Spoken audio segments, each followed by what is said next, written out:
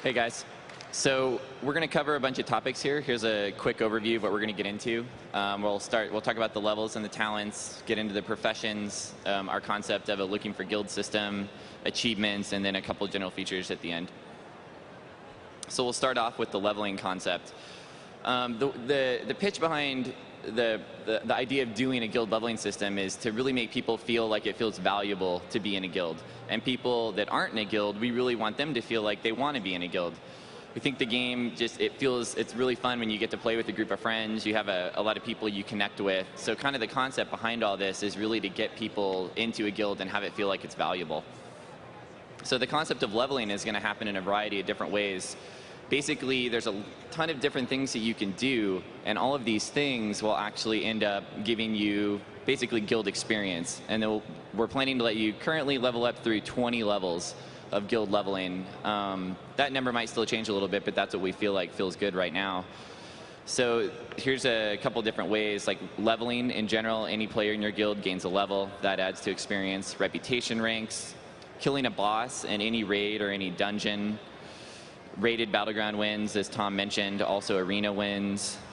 Things like profession ranks that don't necessarily involve combat, but they're definitely helping the guild out overall, so we want them to contribute. Now the concept of boss kills there, that in order for that to work, you have to have a certain number of guild members with you. Right now we're kind of leaning to something about a 75% ratio. So in a 5-man, you would need to have 4 out of 5 people be from your guild. And then when you make that kill on that boss, you would earn guild experience for it.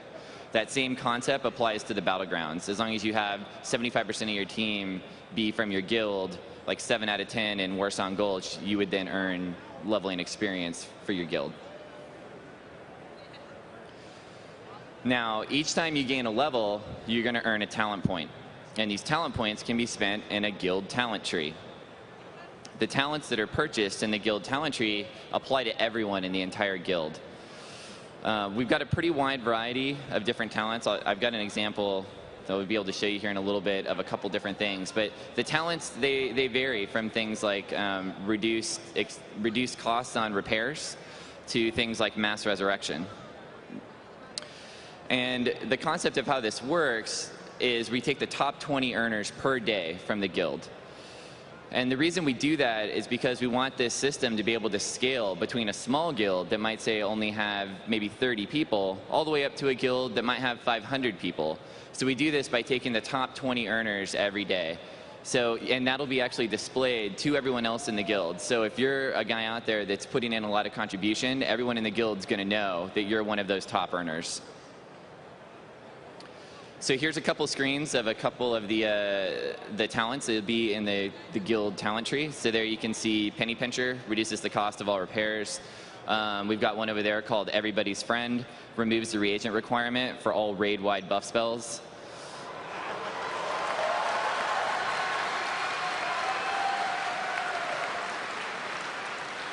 Figured you'd like that one, for sure.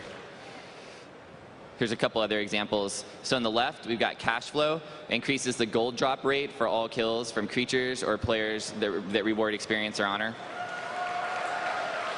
And on the right over there, you can see mass resurrection. And obviously, mass resurrection is down at the bottom of the tree. And we want this tree to feel just like any other talent tree would feel. We want you to have the decisions to be meaningful. We want you to pick these talents because you feel like they're really good for your guild specifically. The whole goal here is to create diversity among the guilds. You might be a guild that chooses to go all the way down and get mass resurrection there, but you don't see the talent right next to it is raid summon, which allows you to summon your whole raid to you at one time instantly. Now that might be something you might want instead.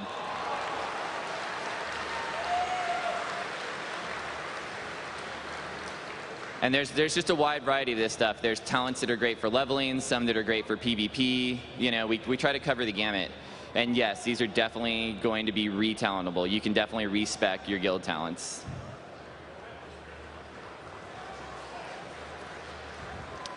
So there's a second concept that goes along with this. As you're earning guild experience, we're basically going to convert that experience and right away when you earn it into guild currency.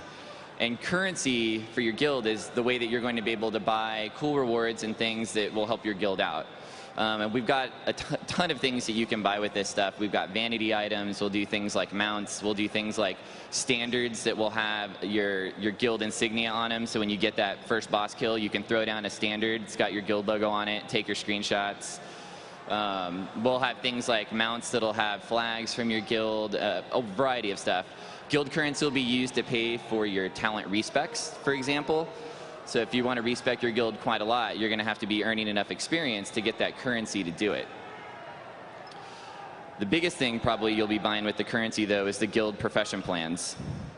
These are what allow you to make guild heirlooms.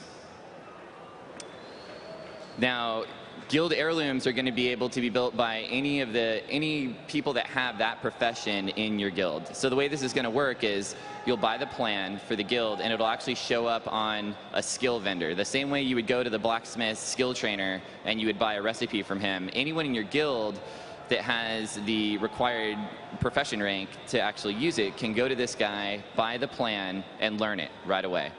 Now, if he leaves the guild, he then loses the recipe, obviously, because he's not in the guild anymore.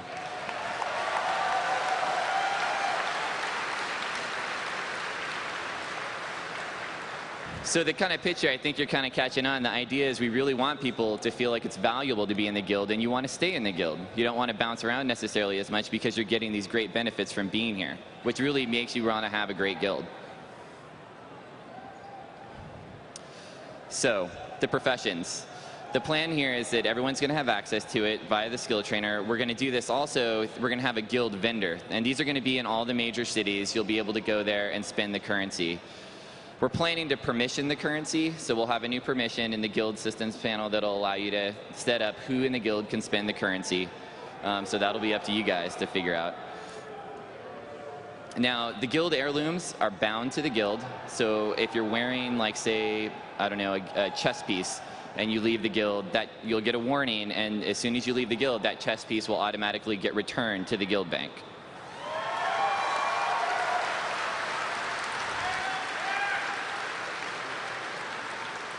So no more, working up to that item that you guys have been trying to get to for a long time, and then the guy takes it and then bounces and leaves the guild. Now those items will go back and stay with you.